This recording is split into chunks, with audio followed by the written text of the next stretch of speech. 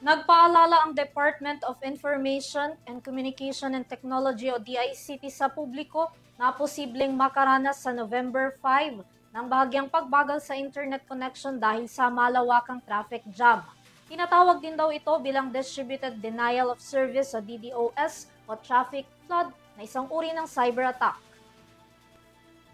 Ayon sa DICT, nangyayari ito kapag sabay-sabay na nagpapadala ng isang request ang mga hacker sa isang website o app dahilan para mapuno ito ng data na siya namang nagreresulta ng pagbagal o matagal na pagbukas ng isang website o app.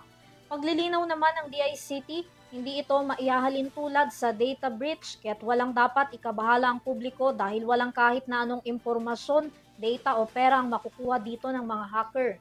Gayunpaman, pinayuhan pa rin ng publiko na huwag makisali sa illegal online attacks.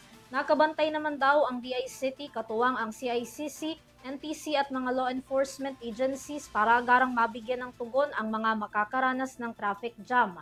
Wala namang tinukoy ang ahensya partikular na app o website na maapektuhan ng traffic jam o traffic flood sa November 5.